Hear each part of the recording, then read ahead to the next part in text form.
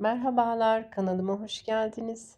Ben saçlarımı kendi hazırladığım doğal saç boyalarımla boyuyorum. Bu videodaki saç rengim sığır dili otu ve kına ile hazırladığım doğal saç boyamla yaptığım formül. Kanalımda videosu var. Kuaförüm sağ olsun saçlarımı yaktığı zaman ve bütün saçlarım parça parça koptuğunda kel kalma korkusuyla kendi doğal saç boyalarımı yaptım ve hiç kimse anlamadan saçlarımı kurtardım. O gün bugündür yaklaşık 8 yıldır kendi hazırladığım formüllerle saçlarımı boyuyorum. Ve beni tanıyan, beni takip eden birçok insan da burada saçlarını benimle birlikte doğal saç boyalarımla boyuyorlar ve çok da memnunlar. Sizlerden çok olumlu dönüşler alıyorum. Teşekkür ederim. Ben çok uzun yıllar saçımı hiç boyamadan kendi saç rengimi kullanarak devam ettim. Saçlarımda tek tük beyazlar çıkmaya başladığı zaman hazır boyalarla saçlarımı boyadım. Çok da yoğundum o zaman. O yüzden hazır boyalar bana pratik geliyordu. Birkaç yıl kendim hazır boyalarla saçlarımı boyadım. Arada bir de kuaföre gidip kuaföre boyatıyordum. İşte bir gün yine kuaförüm saçlarımı boyarken saçlarım yandı. Saçımın yanmasının nedeni boyayı saçımda birazcık fazla tuttu. Biraz daha boya iyi girsin, iyi boyasın diye. Ama benim saçlarım çok ince telli olduğu için o bekleme süresi saçıma zarar verdi. İnce telli saçlar yanmaya ve yıpranmaya çok müsaitler. Hazır boya ile kendim saçlarımı boyarken saçıma çok fazla zarar vermiyordu. Hazır saç boyası kullanırken doğal olanını tercih ediyordum ve 15 günde bir 15 dakika tutarak boyuyordum. Bu benim prensibimdi. Çok da güzel oluyordu. Hazır boyalarla saçlarımızı sık sık boyayamayız. Normalde ayda bir boyamak gerekir. Ben hazır boyayı saçımda 15 dakika bekletip hemen yıkıyordum. Saç boyasının rengini de kendi saç rengimin tonuna uygun, bazen birkaç ton açık, bazen birkaç ton koyu rengi tercih ediyordum. Böylece diplerle uçlar arasında da renk farkı olmuyordu. Ama bunun bir sonu da yoktu. Bir gün saçlarım yanacaktı, o kesindi.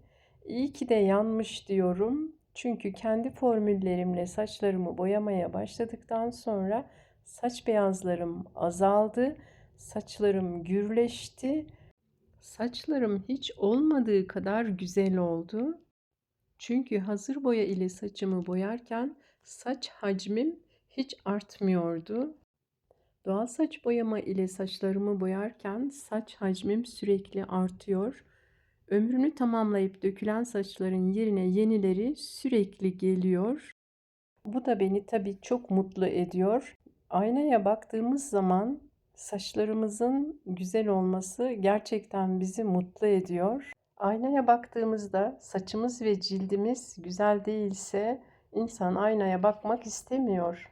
Saçlarıma doğal saç boyama yaparken çay ağacı yağı ve gliserin maskesini de sürekli yapıyorum.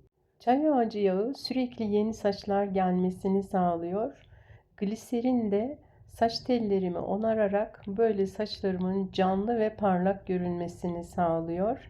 Kanalımda her ikisinin de videoları var. Doğal saç boyamayı kendime göre oldukça pratik bir hale getirdim ve alıştım artık. Saçlarım da alıştı. Hem kınalı hem kınasız formüllerle saçlarımı boyuyorum. Doğal saç boyama artık benim için vazgeçilmez. Bazı takipçilerim çok yoğun olduklarını, saçlarında beyazların çok olduğunu, doğal saç boyasıyla çok kolay kapatamadıklarını söylüyorlar. Doğal saç boyama yöntemleri ile beyaz saçları kapatmak sabır ister, emek ister ve zaman ister.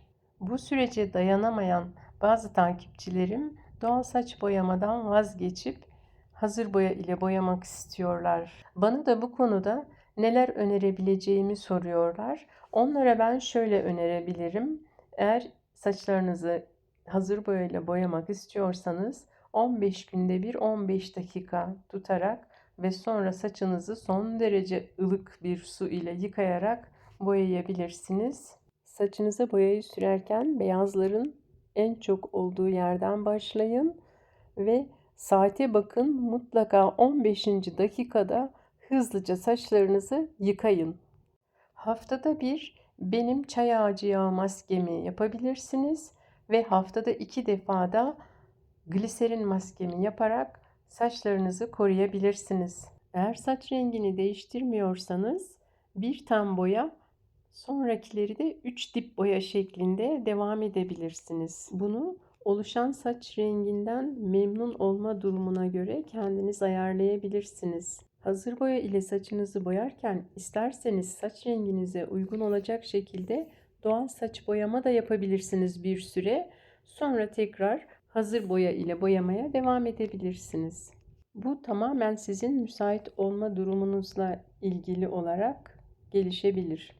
Bana en çok sorulan sorulardan bir tanesi de hazır boya ile saçlarınızı boyarken istediğiniz zaman doğal saç boyama, kınalı ya da kınasız tarifleri uygulayabilirsiniz. Yine doğal saç boyamayla saçlarınızı boyarken istediğiniz zaman hazır boyaya dönebilirsiniz. Hangi yöntemi yapmak istiyorsanız renk farkı olmaması için ara vermeden yapmanız gerekir.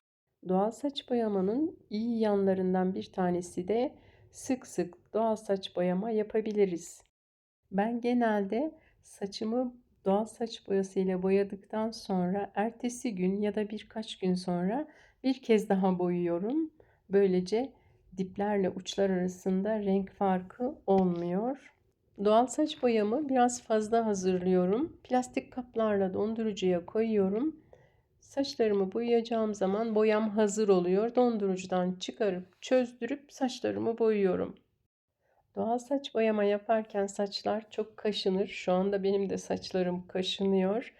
Doğal saç boyama yaparken saç kaşıntısı iyidir. Eğer saçınızda kızarıklık, sivilce, yara yoksa alerji olmamışsınızdır. Yeni saçlarınız geliyor demektir. Saçlı derinizde kızarıklık, sivilce, yara oluşmuşsa alerji olmuşsunuzdur. O zaman lütfen o tarifi tekrar yapmayın. Her tarif herkese uygun olmayabilir. Bana iyi gelen size iyi gelmeyebilir. Yeni saçlar gelirken oluşan saç kaşıntısı için saçlarınızı ılık su ile yıkayabilirsiniz. Benim saç kaşıntısı için bir maske tarifim var. Nane ile hazırladığım. Onu saçlarınıza uygulayabilirsiniz ve yeni saçlarınızı korumak için saçlarınıza iyi davranın. Kesinlikle saçınızı kaşımayın. Benimle birlikte doğal saç boyama yapan değerli takipçilerim, yorumlarınızı bekliyorum. Saçlarınız nasıl? Diplerle uçlar arasındaki renk farkını giderebildiniz mi? İstediğiniz saç rengini oturtabildiniz mi? Bana yorumlarda lütfen yazın, çok merak ediyorum. Gönlünüzce güzel saçlarınız olsun. Sağlıklı, mutlu, huzurlu kalın. Hoşça kalın.